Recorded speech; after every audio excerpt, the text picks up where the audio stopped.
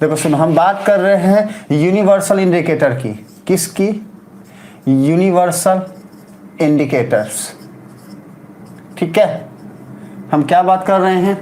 हम बात कर रहे हैं यूनिवर्सल इंडिकेटर्स की। ठीक है, अब देखो सुनो, हम जानते हैं कि भाई यूनिवर्सल इंडिकेटर क्या है। हमें ये बताता है कोई भी इंडिविजुअल केमिकल सब्सटेंस एसिड है या फिर बेस है। चलो ये तो सारे इंडिकेटर्स बताते हैं, तो फिर इसका मेन प्रॉपर्टी क्या हुआ? ये भी बता देता है हमें कि भाई जो भी इंडिविजुअल एसिड या बेस है वो स्ट्रॉन्ग है या वीक है। मतलब हमें ये स्ट्रेंथ भी बताता है, सीधा लिखते हैं ना, स्ट्रेंथ बता देता है। क्या स्ट्रेंथ है एसिड का या फिर वीक का? हाँ, कोई भी बेस कितना स्ट्रॉन्ग बेस है या फिर कितना वीक बेस है। अब देखो सुनो, ये क्या है ना, जनरली हम यूनिवर्सल इंडिकेटर जो है ना, इसको हम क्या बोलते हैं? क्या बोलते हैं? पीएच। पीएच पीएच मतलब क्या होता है बताओ, फटाफट जल्दी रिप्लाई करो। पीएच पेपर से। हाँ, पीएच पेपर। पीएच पेपर मतलब अल्टीमेटली पीएच की बातें होती हैं। H प्लस आयन की बातें आती है यहाँ से, H प्लस आयन्स की बातें। ये H प्लस आयन्स को चेक करता है अल्टीमेटली। हमेशा ही जो ये पीएच पेपर है, जो पीएच है ना, ठीक है, ये हमेशा ही H प्लस आयन को चेक करेगा। अब मान लो हमारे पास, मान लो ये एक कंटेनर है और इसमें कोई केमिकल सब्सटेंस है। ठीक है, हमने क्या किया, हमारे पास पीएच पेपर है, मान लो ये हमारा पीएच पेपर है। अब मान लो इस पेपर को हमने इसमें डिप किया, इसमें डाला, या फिर कुछ भी करके हमने इस केमिकल के साथ इसका कांटेक्ट कराया। कांटेक्ट कराने से क्या होता है कि ये पेपर डिफरेंट कलर देता है। हाँ, डिफरेंट कलर। अब वो कलर क्या क्या है हमने इसके पहले वाले क्लास में डिस्कस किया था, या तो रेड, ठीक है, या फिर ऑरेंज बोलो या येलो, दो बातें आएंगी यहाँ पे। ठीक है, रेड हो गया, ऑरेंज या फिर येलो हो गया, इसके बाद ग्रीन हो गया, इसके बाद ब्लू हो गया, इसके बाद वायोलेट बोलो या फिर इंडिगो बोल लो।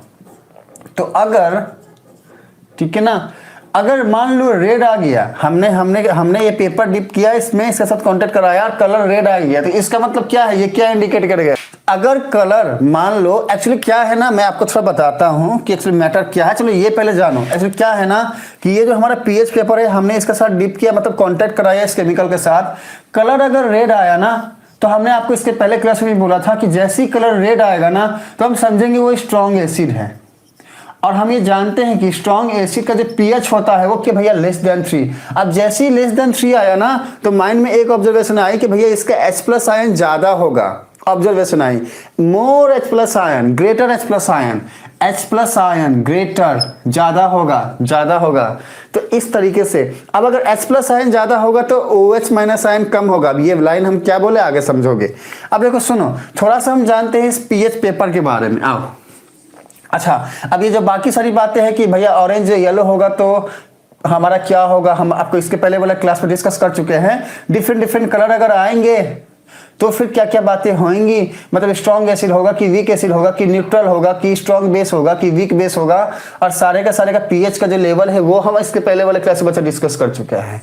ठीक है, तो अब जो है ना, आज हम डिस्कस थोड़ा सा करेंगे, क्या हम जानते हैं थोड़ा पीएच पेपर के बारे में। हाँ, देखो क्या है ना बच्चे, कि ये जो पीएच पेपर है ना, वो टोटल 14 पार्ट में डिवाइड होता है। हाँ, डिवाइडेड होता है 14 पार्ट में। हाँ, देखो ऐसा कुछ इस तरीके से बातें होती हैं। कितना हो गया? ऐसा कुछ, हाँ, 9, 10, 11, ये तो मतलब, रुको, नहीं होगा, थोड़ा सा छोटा करना पड़ेगा। रुको, ऐसा कुछ। अब रुको, छोटा करते हैं। 1, 2, 3, 4, 5, 6, 7, 8, 9, 10, 11, 12, 13, 14। देखो इस तरीके की बातें होती हैं। अभी क्या है कि इसमें जो अभी हमने आपको बोला था ना, पीएच के रेंज के हिसाब से, जैसे एग्जांपल के लिए पीएच की ये जो हमने लिखा है, ये पीएच की वैल्यू है। पीएच की वैल्यू, जब पीएच की वैल्यू 7 पे हो ना, यहाँ पे, तो ये होता है न्यूट्रल। ये हमें पता होना चाहिए, न्यूट्रल होता है। हाँ, ना तो एसिड होगा ना ही बेस होगा। ठीक है, और हम जब इस तरफ जाएंगे ना, तो एसिडिक नेचर बढ़ेगा, इंक्रीज होगा। एसिडिक नेचर इंक्रीज होता है।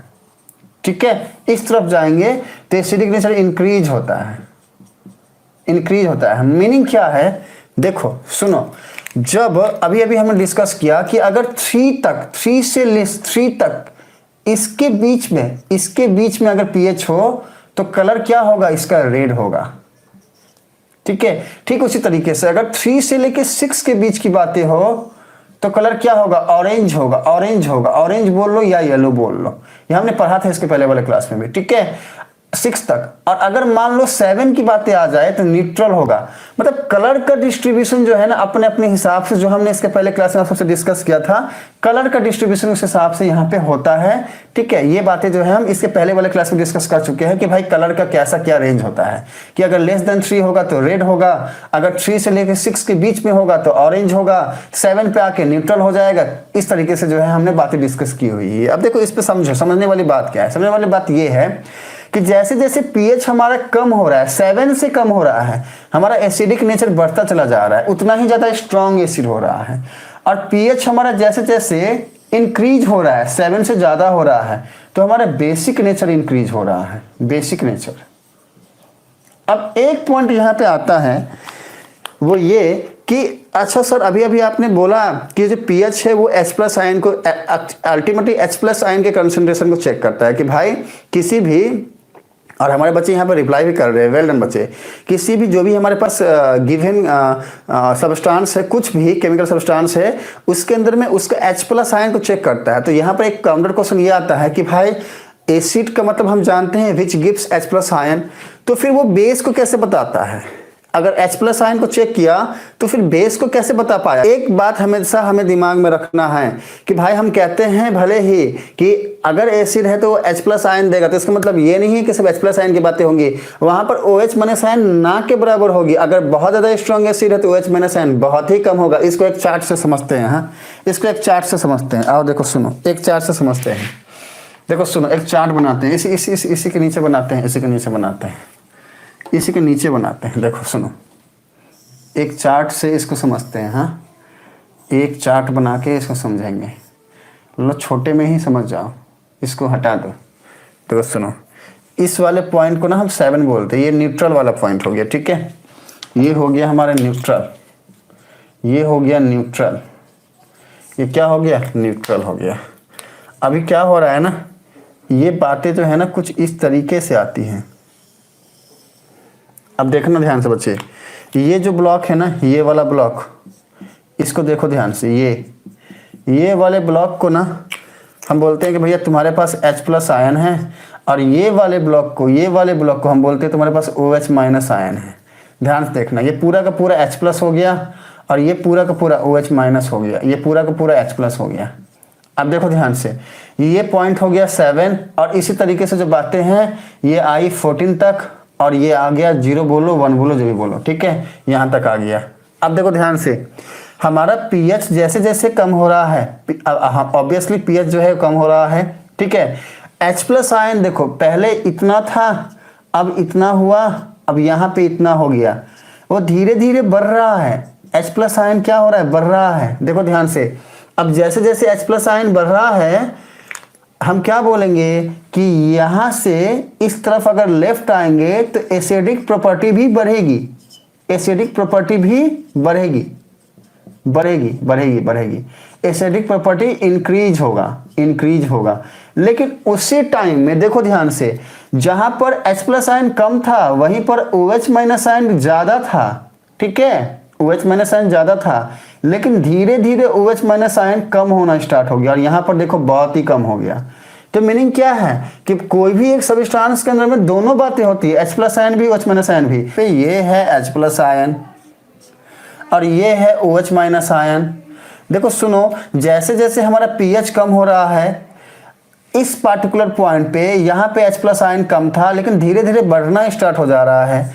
तो हम बोले कि भैया H+ आयन जो है ना वो इंक्रीज होना स्टार्ट हो जा रहा है, इंक्रीज होना स्टार्ट हो जा रहा है। और क्योंकि H+ आयन इंक्रीज होना स्टार्ट हो जा रहा है, इसलिए एसिडिक प्रॉपर्टी भी इंक्रीज होना स्टार्ट हो जा रहा है।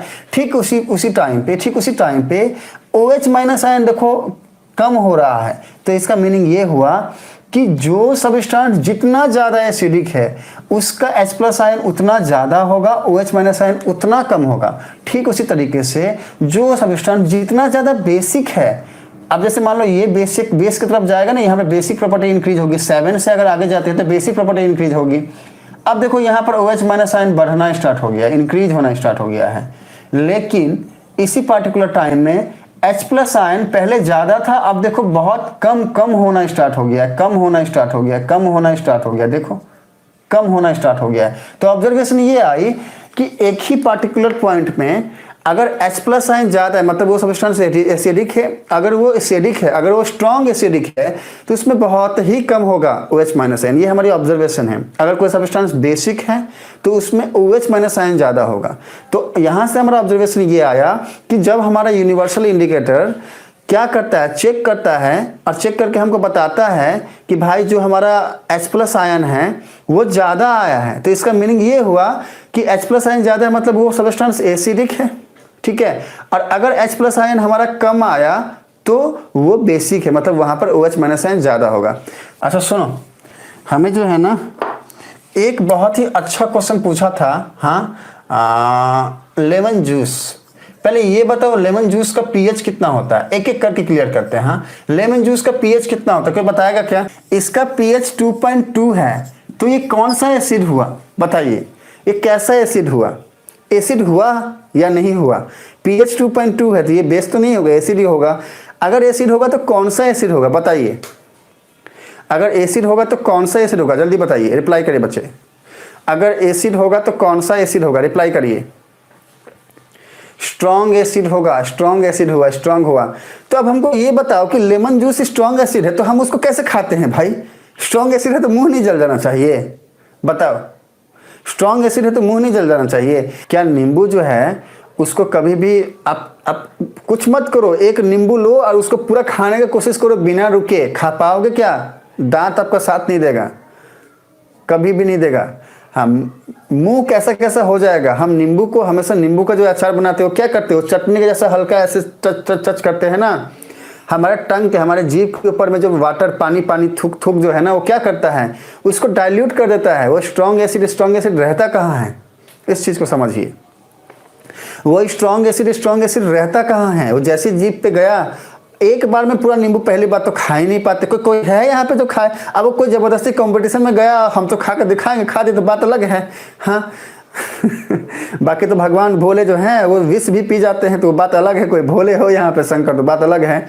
लेकिन जनरल केस की अगर हम बात करें तो क्या नींबू को एक साथ 2-3 नींबू को 2 और खा पाओगे? बोलो, सब रिप्लाई करो। कोई है यहाँ पे जो खा पाता है एक बार में 2-3-4 नींबू अगर दे दे, पूरा चबा के खा जाओगे एक साथ?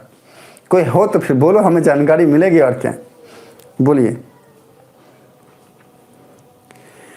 भैया। लेकिन शराब को तो बहुत ज़्यादा लोग पी जाते हैं, उसका भी पीएच 2.4 होता है ना बच्चा, इस चीज़ को समझिए। पहले दिन जिसने शराब पिया, जैसे कि हमको जब हम गए बीटेक करने, तो हमारा, अब चलो डिस्कस करते फिर, अच्छा पॉइंट है। हाँ, तो हमको जो है वहाँ पर बोला कि तुमको शराब पीना पड़ेगा। पार्टी होता था तो फिर वहाँ पर शराब वराब चलता था, हम बोले भैया नहीं पियेंगे। हाँ, तो फिर हमको बोला कि तू कैसा, मतलब क्या इंजीनियरिंग करने के लिए आया है? हाँ, तो क्या मर्द है? ऐसी सी बातें होती हैं। हाँ, क्या मर्द है तुम, बताओ तो ऐसे ही बोलते हैं। हाँ, क्या मर्द है तुम? हाँ, शराब नहीं पिएगा, तुम इंजीनियर किससे बोलेगा? मैं बोला भाई तू, मैं बस सुन लिया। हाँ, अब वो सीनियर्स थे, रैगिंग करने आते ही थे वहाँ। मैंने बोला भाई ठीक है, मैं नहीं पीऊँगा। हाँ, तो फिर बोला नहीं पीना पड़ेगा। मैंने बोला भाई नहीं पीऊँगा। अब उसके बाद वो पूरा जो एक मंडली था वहाँ पर, मैं अकेला था। मैं बोला भाई इनसे लड़ तो पाऊँगा नहीं। तो मैंने उनको बोला, उनको शराब की बोतल वहाँ रखी हुई थी, मैंने बोला देख मैं मर्द हूँ, तेरे को पी के दिखाता हूँ। मैंने पी लिया, वहाँ घटक पी लिया। हाँ, अब तू मर्द है, छोड़ के दिखा दे। अब वो मर्दों वाली बात कर रहे थे, तो हमने बोला तू मर्द है, छोड़ के दिखा दे।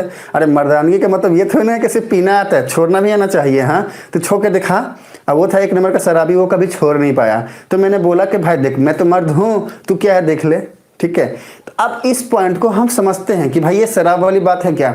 पहली बार में जब आप शराब पीने जाते हो बच्चा, आप पी ही नहीं पाओगे पूरा शराब। अब यहाँ पर कौन कौन अब शराब की बातें यहाँ हो रही है, बाई चांस कहीं पापा मम्मी हुए बोलेंगे ए रे मास्टर तो शराब ही बनाएगा हमारे बच्चा लोगों को, तो शराब कैसे पीना है ये बता रहा है। हाँ, शराब ही बना देगा, बताओ तो दिक्कत हो जाएगा फिर हमको। हाँ, तो सुनो, तो हम बोल रहे हैं कि पहले दिन में जब आप शराब पीने जाते हो तो आप ज़्यादा नहीं पी पाते हो और आपको चढ़ जाती है, उल्टी वोमिटिंग होती है। उसकी वजह क्या है? यही सारी वजहें हैं, नहीं पी पाते हो। लेकिन आपने बॉडी को धीरे धीरे हैबिट डाल दिया है, आपका पूरा बॉडी एसिडिक हो चुका है। तो भैया नशे में कितना भी नशा करेगा कोई फर्क पड़ता है क्या? तो आइए टॉपिक पे आइए और यहाँ पर देखते हैं क्या कि हमारा जो पीएच है इसका हमारे एवरीडे लाइफ में क्या इंपॉर्टेंस है। सबसे पहला पॉइंट कि भैया ह्यूमन बॉडी जो है ना, कितना पीएच हमारे बॉडी का हो तो हमारा बॉडी अच्छे से वर्क करेगा।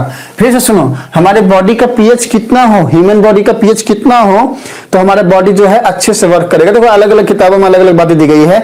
ऑन एन एवरेज मुझे एक एग्जैक्ट वैल्यू चाहिए। ऑन एन एवरेज 7 से लेकर के 7.8 के बीच लाई कर रहा है, मतलब 7.2 भी तो इसके अंदर ही आ गया ना, तो ये भी सही है। हाँ, ये ध्यान रखना है कि भाई हमारा बॉडी का जो पीएच है इसके आसपास होगा तो हम हेल्दी फील करेंगे, अच्छा लगेगा।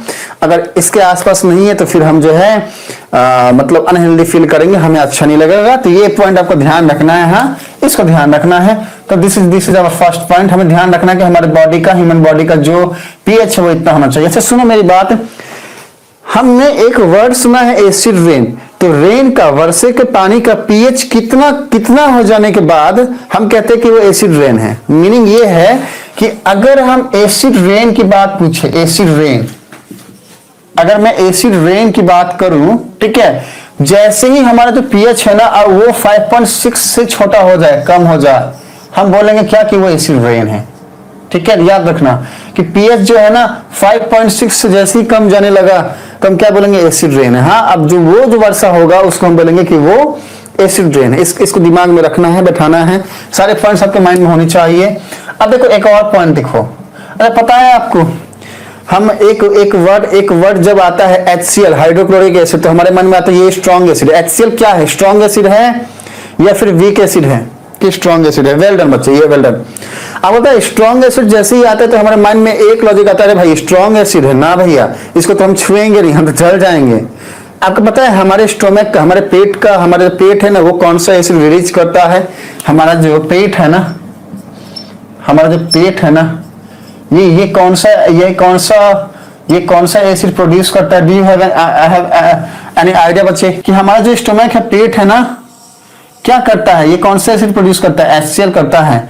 और जैसा कि हमारे आदर्श ने बोला है कि इसका पीएच जो है 1.2 होता है। हाँ, तो यहां से हमारी ऑब्जर्वेशन क्या है कि पेट भी जो है ना वो क्या कर रहा है? HCl जैसी एसिड को प्रोड्यूस कर रहा है। तो दिस इज, ये हमारा क्या है? ये हमारा प्रैक्टिकल लाइफ का एग्जांपल हो गया कि पीएच का कितना बड़ा रोल है हमारे लिए। हाँ, पीएच का कितना बड़ा रोल है। ओके चलो, स्टोमक में HCl प्रोटीन को डीनेचर करके ब्रेक डाउन करता है, डाइजेशन में हेल्प करता है। चल सुनो, एक वर्ड आया प्रोटीन। प्रोटीन क्या होता है, कोई बता सकता है क्या काम है प्रोटीन का हमारे बॉडी में?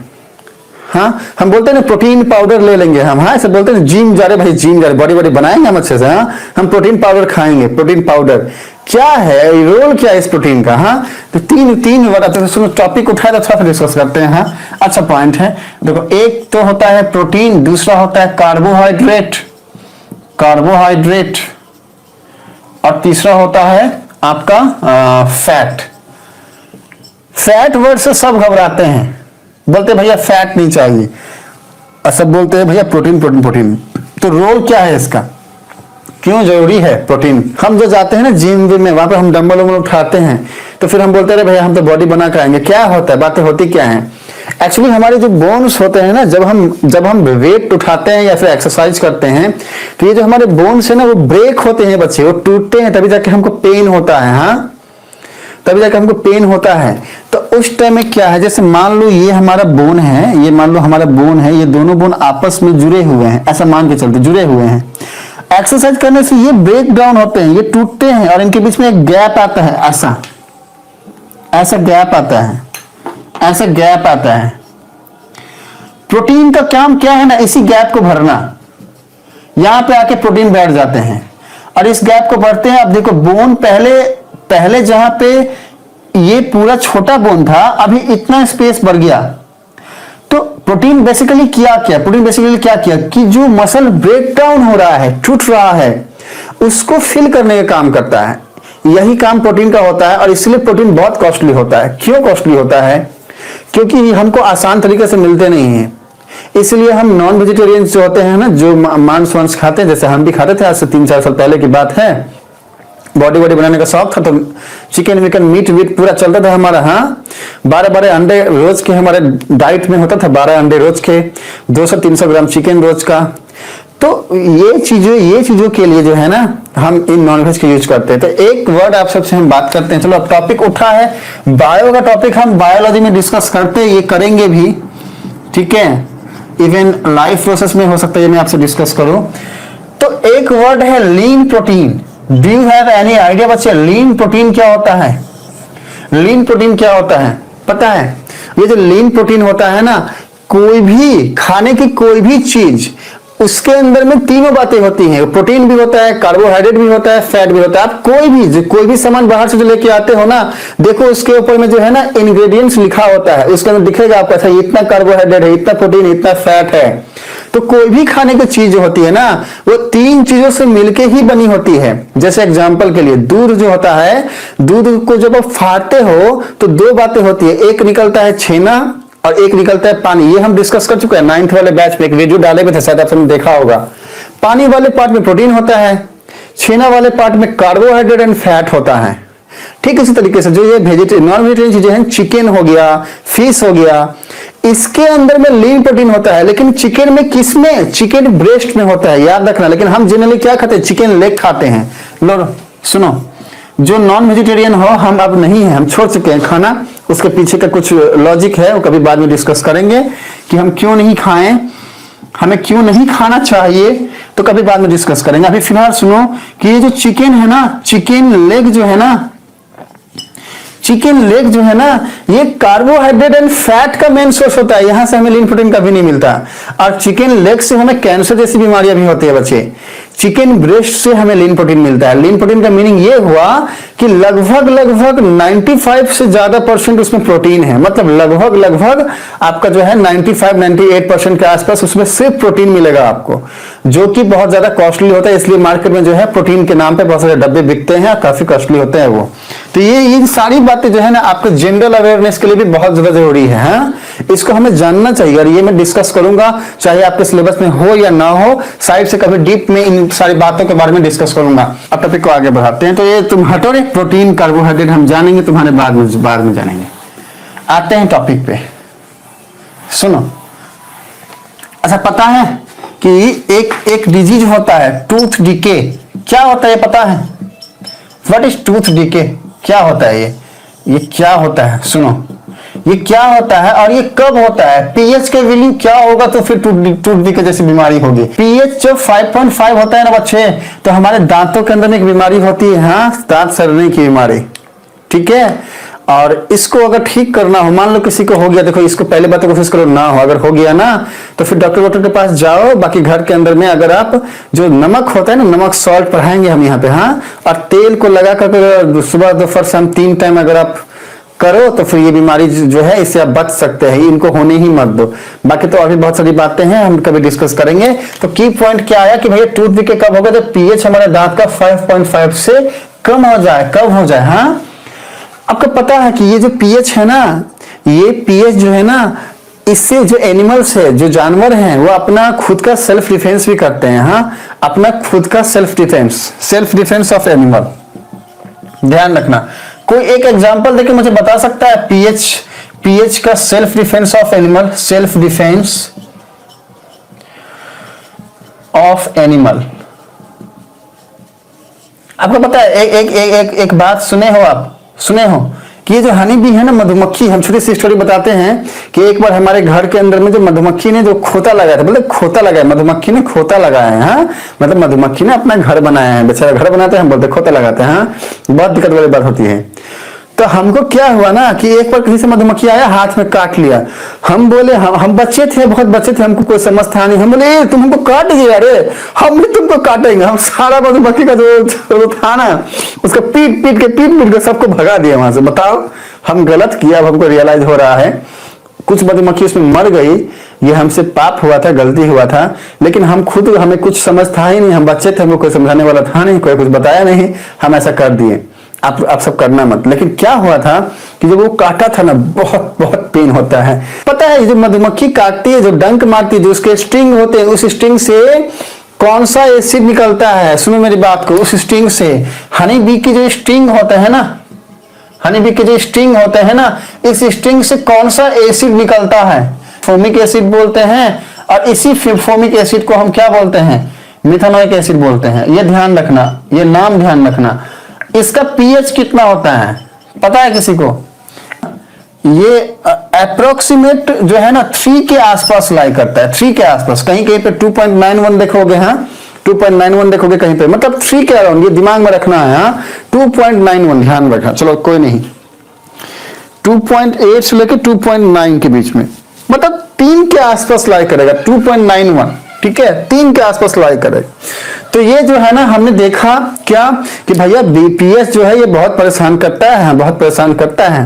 अब हम आते हैं, पता है किस पे एक वर्ड है, एक वर्ड है ये, पता है इसको क्या बोलते हैं? अरे वही जो हम खाते हैं, नमक, नमक। हाँ हमारे टूथपेस्ट में नमक है, बोलते हैं नमक है, नमकीन है, वही वाली बातें हैं। तो हमारा टॉपिक सॉल्ट है। अरे भाई जाने थे ना सॉल्ट मतलब क्या? अरे भाई सुनो, एसिड और बेस जब आपस में रिएक्ट करते हैं तो क्या बनता है? सॉल्ट बनता है। और क्या? और बाकी तो H2 की बातें जो होती है वो तो होती ही है। सॉल्ट कब बनता है, कैसे बनता है? एसिड और बेस जब आपस में रिएक्ट करते हैं, और एसिड और बेस जब आपस में रिएक्ट करें तो इस जो प्रोसेस, इस प्रोसेस को हम क्या बोलते हैं? याद करो वो दिन जब हमने ये सारी बातें डिस्कस की थी, न्यूट्रलाइजेशन रिएक्शन बोलते हैं। हाँ तो ये सारी बातें जो है हम डिस्कस पहले ही कर चुके हैं और इसमें कुछ बताना नहीं है। हाँ अब जो हमारे ये सॉल्ट है ना बच्चा, इससे कुछ केमिकल भी रिलीज होता है, केमिकल भी हम बनाते हैं। देखो सुनो ध्यान से, हम कुछ केमिकल्स भी बनाते हैं, केमिकल फॉर्म करते हैं। हाँ केमिकल फॉर्मेशन, ठीक है। अब एक दो नाम आज सुनते हैं, बाकी डिस्कस करेंगे। हाँ कभी दूसरे क्लास डिस्कस करेंगे। तो सुनो, हमने सोडियम हाइड्रोक्साइड का नाम जाना है, ये हम सॉल्ट से ही पाते हैं, सोडियम हाइड्रोक्साइड, ठीक है, सोडियम हाइड्रोक्साइड। पता है आपको? Bleaching powder, baking soda, washing soda, baking soda, ठीक है, सोडियम हाइड्रोक्साइड, ये सारी जो बातें हैं सॉल्ट से ही होती हैं। ब्लीचिंग पाउडर, ठीक है, bleaching powder,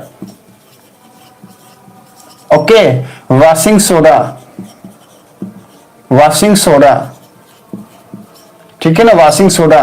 plaster of Paris, plaster of Paris जो है भैया NaCl, टाटा नमक, देश का नमक टाटा नमक, देश का नमक, ओके।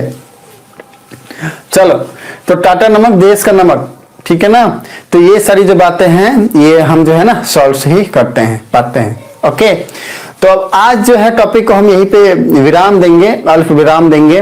नेक्स्ट क्लास का हम जो है टॉपिक अगले क्लास में, अगले टॉपिक के साथ मुलाकात होगी हमारे सबकी। अब जो है मिलते हैं नेक्स्ट क्लास में, अगले क्लास में से अगले टॉपिक के साथ। तब तक के लिए बाय बाय बच्चे, बाय बाय।